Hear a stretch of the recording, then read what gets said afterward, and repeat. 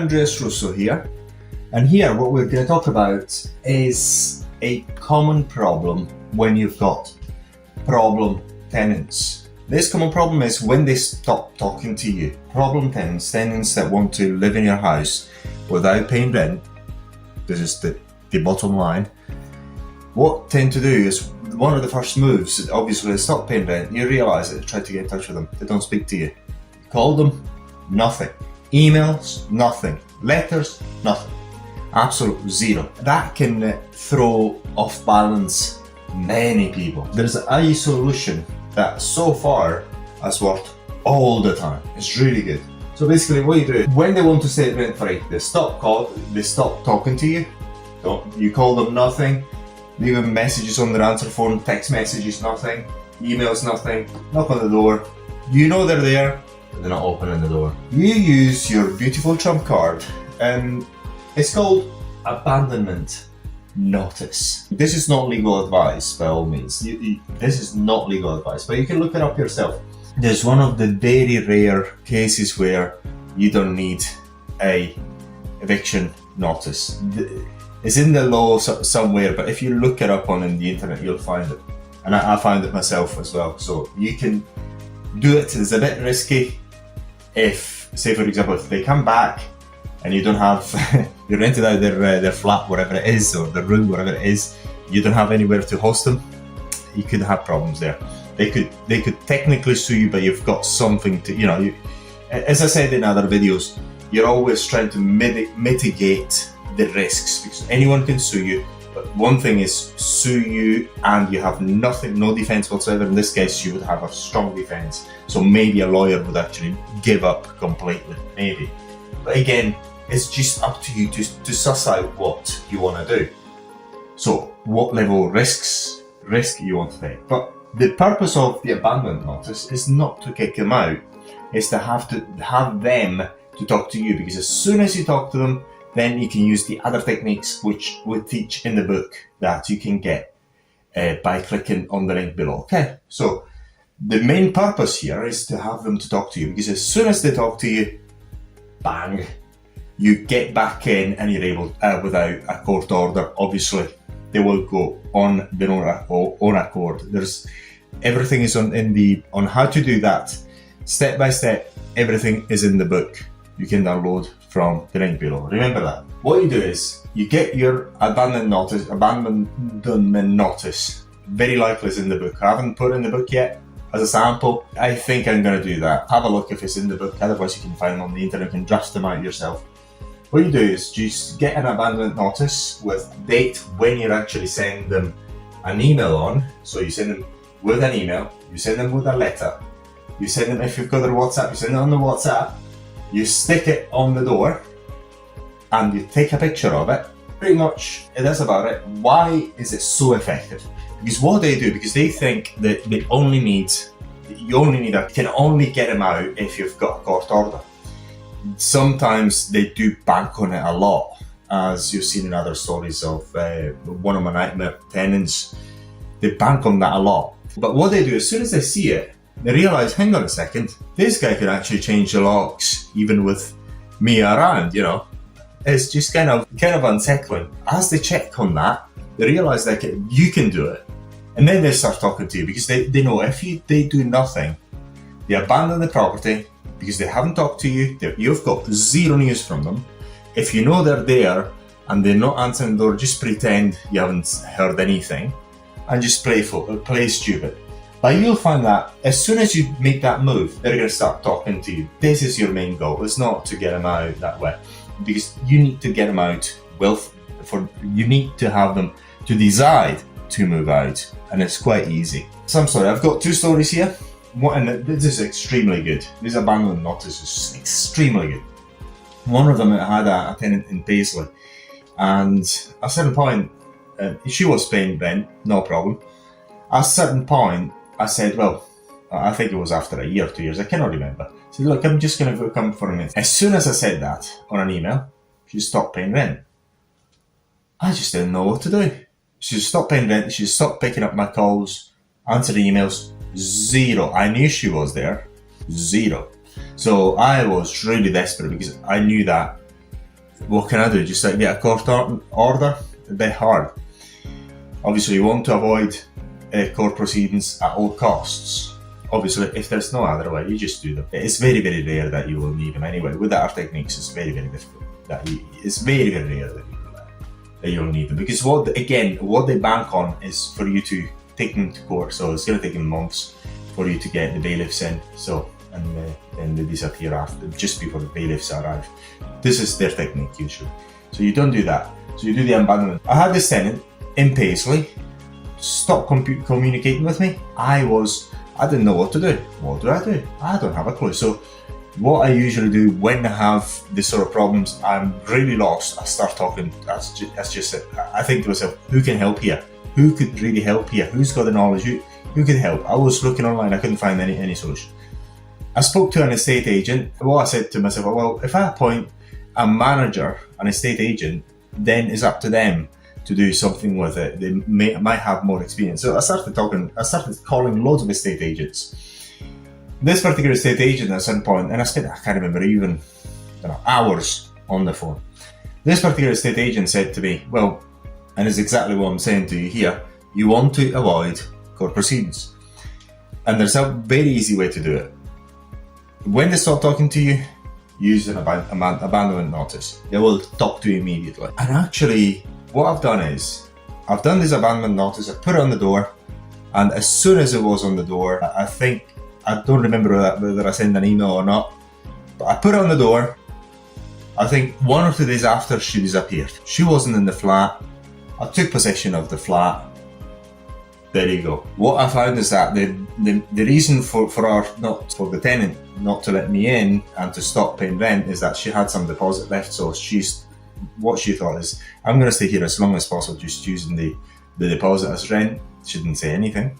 She bypassed the meter. Also, she was running a scam with the council. They had 2 scams going on. Basically, she was just living there for a while, just paying rent, no electricity, no council tax.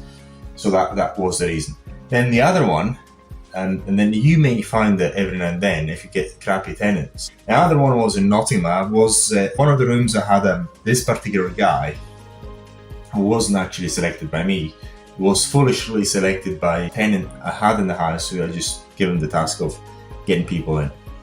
And this guy was in his 50s or late 40s, an alcoholic, using some light drugs all the time. And his brain was completely fried. He forgot to, at the beginning he forgot to pay rent, reminded, and then what happened is, because I had other things to do, I didn't check for a while, and then for a few months I didn't pay rent. I only found out later on. What happened was, I think he owed me a good few months of rent, maybe 5, it's my fault, 5-6 months, I cannot remember exactly. So I came back to the property from China. I came back, I think it was in August, and I couldn't find the guy. I said, oh, this rent missing. I tried to call the guy, it wouldn't answer. It would ring out, it wouldn't answer. Sent emails, nothing. Dead, completely, no answer. All this stuff was in the room. So I said to myself, what do I do? He's not contactable. I've asked all the tenants, when did you last see him?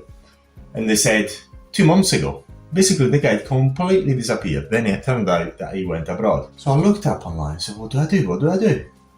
And then I said to myself, well, I want to try an eviction without, because obviously if I try an eviction order, then he's never going to defend it. And I'll do the abandonment notice as well. So I've done both of them. I put the abandonment notices on his door. I sent email with that, the whole shebang. After a month, no response. I went to the judge, because I'm not a lawyer. I didn't know, and I still don't know all the procedures for because when you go into court, if you don't, the reason for lawyers to be there, because you have to do things in a certain way, present in certain paperwork in certain ways. If you don't do that, everything you wasted your time. You wasted your time and money. So I went to court. It was just myself. The judge said, do you have this, and that? I said, no. And then the judge said, well, I can't do anything. I cannot give any order of any type. What I can do, I can postpone the proceedings. It's up to you if you want to to assign a date for it, otherwise it's going to be stayed. I said, okay, well, stay it for now, and then if I need you to do it, then I'll just send you a letter asking you for it. So obviously I spent £300 for that. So what happened was in October, all of a sudden, I mean, we're talking about this guy was away from, the last time I was seen was in June. So July, August, September, October. It was away for 4 months, almost never paid any rent, disappeared completely. I think it was the end of October. He sent me a text message, I'm coming back. And I said, coming back where? I rented this room, all his stuff, because it had loads of stuff. I put him in the loft. One of the lofts that I've got in the same house in the loft. And I said to him, well, you disappeared. I sent you the abandonment notices. You've never done anything, so everything is, I haven't got anywhere to put you in. But what can I do? To be fair, I had a way to accommodate him, because I could put him in a room where I was staying, so I've got many places to stay. And then he replied to me saying, no, I never abandoned it. He said, I'll pay rent. He owed me already in the region of over £2,000. And I said to him, look, up to you. If you want, you come back in, I'll let you in. And I recorded all that, just in case. Let you back in, completely up to you. And then you have to pay me this money, but even then, I'll just evict you anyway. I will evict you anyway. How about you take this £2,000, instead of trying to give it to me, which I don't really want him, I don't really want it, because the guy was completely fried. His brain was out. No brains whatsoever. You just take the money and just rent somewhere else.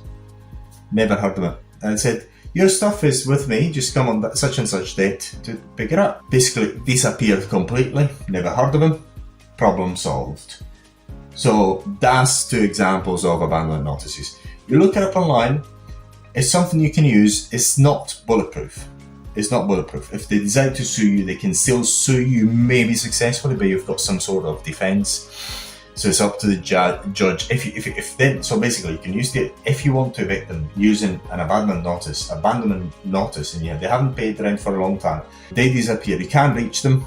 Their stuff is there. You can use the abandonment notice, but it may not be 100% bulletproof. Think about it. But again, in my opinion, there are certain circumstances where you'd rather take a chance. I can take a chance in certain ways, but it's completely up to you. But once again, the way I see it is, there's never certainty in life. Everyone can sue you as long as you've got some defense. Sometimes accidents happen. As long as you've got some defense of some sort, so it's not that egregious. It should be okay. Maybe you're found guilty, maybe not. You do not know. When somebody sues you for an illegal eviction, if you've got a defense, it's going to be quite hard for the lawyer, how can I put it, to be confident that it's going to get a favourable judgment. So sometimes they can give up quite easily. What I do is I always do a risk assessment, a legal risk assessment myself, and I say, well, if that happens, if they sue me, what defense do I have?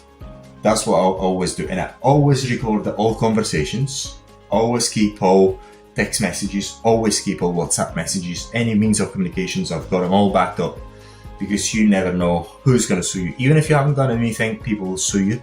And if you've got defenses in the form of documented conversations, you haven't done anything wrong, it should be fine. So this is what I do every time. Remember that there is not 100% guarantee that people will not sue you, even if you don't do anything. Over time somebody will sue you one way or another, even if you haven't done anything wrong. It always happens to the best people. So remember to keep records, phone conversations, record all phone conversations, keep all the emails, keep everything, keep all records. You never know when you're going to need it. Now you can put it in the hard drives, they're very cheap. Just slot them up somewhere, and then you'll forget about them, but should you ever need them, you've got them. So thank you for watching. We hope this has been useful to you.